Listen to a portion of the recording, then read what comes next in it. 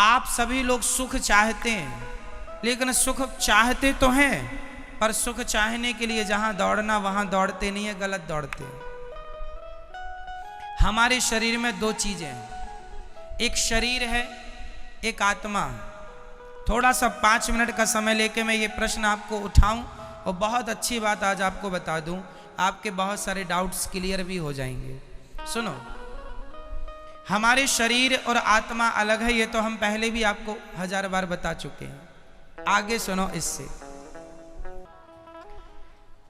क्या हम आंखों से देख सकते, आंखों से सुन सकते हैं? नहीं। क्या कानों से देख सकते हैं? नहीं। क्या हम नाक से खा सकते हैं? समझो, ईश्वर ने सब चीजें अलग अलग बनाई हैं। देखने के लिए आंखें हैं, सुनने के लिए कान। आंखों से सुन नहीं सकते, कानों से देख नहीं सकते, अलग है ना। उसी प्रकार शरीर का सुख है संसार।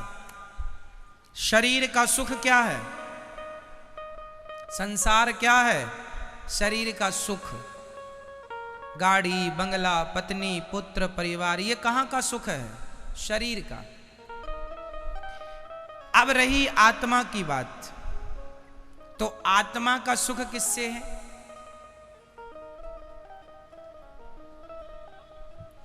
समझो, सिद्धांत को समझो, साइंस को समझो। चलो मैं साइंस से जोड़ता हूं इस सब्जेक्ट को। आप किसी भी वस्तु को ऊपर से छोड़ दीजिए, वो पृथ्वी पर जाके गिरेगा। साइंस कहता है गुरुत्वाकर्षण पृथ्वी में है। ये तो सत्य है कि गुरुत्वाकर्षण है, पर इसके अतिरिक्त एक सत्य और है, क्योंकि वो पृथ्वी का ही हिस्सा है। इसलिए अंश अपने अंशी की ओर भागता है। अंश हमेशा किसकी ओर भागेगा? अंशी की ओर। जैसे ये पुष्प, ये किसका अंश है? ये पृथ्वी का अंश है, क्योंकि पृथ्वी से पेड़ बना, पेड़ पर ये पुष्प खिला। तो कुल मिला के, और ये आप रख दो, आप 2-4 दिन, 1 हफ्ता, महीने भर रख दो, ये अपने आप माटी हो जाएगा। कुछ ना करो, माटी हो जाएगा ये अपने आप, हाँ या ना। तो ये किसका अंश हुआ? मिट्टी का। अंशी कौन हुई? अंशी हुई पृथ्वी, और अंश हुआ ये। तो ये पृथ्वी का अंश है, इसलिए ये छोड़ने पर नीचे जाएगा, क्योंकि ये अंशी की तरफ जा रहा है। अब दूसरा, आग। आग हमेशा नीचे नहीं जाती। आग की ज्वाला, आग की लौ, आग की ज्योति ऊपर जाती है। क्यों? क्योंकि वो सूरज का अंश है, क्योंकि सूरज में आग है। तो हर अंश अपने अंशी की तरफ भागता है। हर अंश कहां भागता है? अपने अंशी की तरफ। आग किसका अंश है? सूर्य का। तो सूर्य की तरफ भागती है ना आग की ज्वाला, हमेशा ऊपर। तीसरा, इस धरती की नदियां हमेशा किसकी तरफ भागती हैं? समुद्र की तरफ। क्यों? क्योंकि वो समुद्र का अंश है। क्योंकि पानी जो बरसता है, समुद्र का ही तो वाष्पीकरण होता है पानी, और फिर वही बरसता है। तो वो एक्चुअली इनडायरेक्ट वो समुद्र का ही पानी है, बरसता है, नदियों में आया, फिर वो अपने अंश की तरफ भागा, अपने अंशी की तरफ। समझो, जैसे पृथ्वी का कोई भी हिस्सा वो पृथ्वी की तरफ भागता है, कोई भी पुष्प, कोई भी पत्थर, कोई भी मिट्टी का ढेला, क्योंकि वो पृथ्वी का अंश है, इसलिए पृथ्वी की तरफ। आग सूर्य का अंश है, इसलिए सूर्य की तरफ। नदी समुद्र का अंश है, इसलिए समुद्र की तरफ। और हमारी आत्मा ईश्वर का अंश है। ईश्वर अंश जीव अविनाशी, इसलिए जब ये ईश्वर की तरफ भागेगी तब ही इसे सुख मिलेगा, अन्यथा इसे कभी सुख मिल नहीं सकता। आप लोग रसगुल्ला खाते हैं, तो आप कहते हैं आनंद आ गया। अरे रसगुल्ला से शरीर को आनंद आ सकता है, इंद्रियों को आनंद आ सकता है, आत्मा का तो रसगुल्ला से कोई लेना देना नहीं। क्यों? आत्मा किसका अंश है? ईश्वर अंश।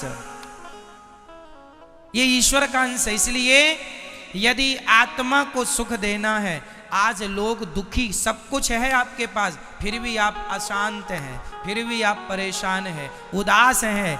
क्यों? क्योंकि आप संसार में सुख ढूंढ रहे हैं। अब मिलेगा, अब मिलेगा। पागल हो, है ही नहीं, मिलेगा कहां से?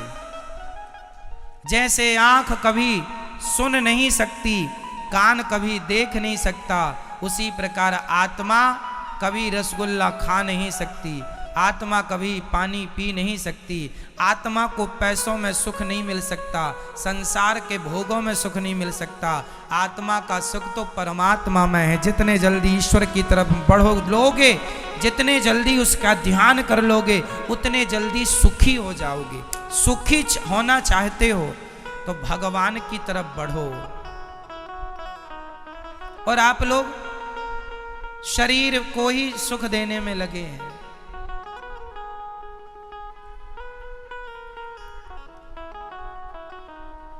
शरीर, इसलिए शरीर जो है ये संसार की तरफ ले जाता है आपको। क्यों ले जाता है? क्योंकि शरीर संसार से बना है।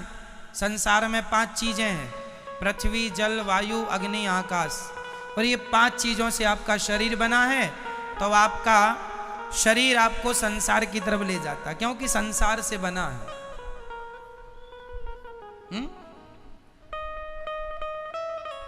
आपको आंख अच्छा अच्छा दिखाना चाहती है, इसको आप देख रहे हैं, आपको सुख मिल रहा है, पर यह सुख क्षणिक है। यह सुख क्या है? क्षणिक है, जरा सी देर का। खाने का सुख भी क्षणिक है, जरा सी देर का। भोगों का सुख भी क्षणिक है, जरा सी देर का। आप जरा सी देर के सुख के पीछे सारी जिंदगी लगाए हैं। सारी जिंदगी आपको लगता है अरे वो करोड़पति बन गया, मैं भी बन जाऊंगा, मुझे भी सुख मिलेगा। सब करोड़पति बन रहे हैं। पूछ लो करोड़पतियों से वो कितने सुखी हैं। सुख संसार में नहीं मेरी मां। शरीर का संबंध संसार से है, आत्मा का संबंध परमात्मा से है। और मैं शरीर नहीं, मैं आत्मा हूं। यदि यथार्थ सुख चाहते हो तो भगवान के बन जाओ। नाथ मैं आपको कभी भूलू नहीं, हे श्रीमन नारायण मैं आपको कभी, मैं उनका अंश हूं। पर विडंबना तो देखो, एक शेर का बच्चा गीदड़ों के झुंड में मिल गया, और गीदड़ों के झुंड में मिलकर वो भी गीदड़ों के संग रहने लगा, गीदड़ों की तरह व्यवहार करने लगा, खाने लगा, उन्हीं के संग सोए, उन्हीं के संग जागे, उन्हीं के संग रहे, उन्हीं को अपना बाप समझे, उन्हीं को माता। एक दिन शेर आया और शेर ने देखा कि मेरा कोई अपना आदमी गीदड़ों की झुंड में दहाड़ लगाई, तो उसके अंदर से भी वो शेर तो था ही, उसने भी दहाड़ा। शेर ने बुलाया, यहां तू शेर का बच्चा है, गीदड़ों के झुंड में क्या कर रहा है? बोले नहीं नहीं, हम तो गीदड़ ही है, ये सब हमारे रिश्तेदार हैं। शेर ने कहा पागल, तू शेर का बच्चा है, कब से गीदड़ों के? बोले बचपन से। एक्चुअली हुआ क्या था, ये अपनी माँ से बिछड़ गया और गीदड़ों के झुंड में मिल गया, वहीं पला बढ़ा तो अपने आप को वो गीदड़ मान लिया। उसी प्रकार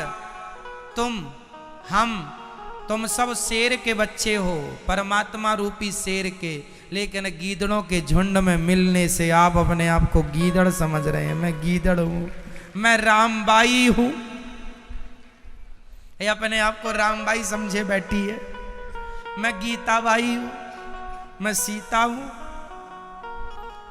मैं अनुराग हूं, मैं अभिनव हूं, मैं नारायण हूं।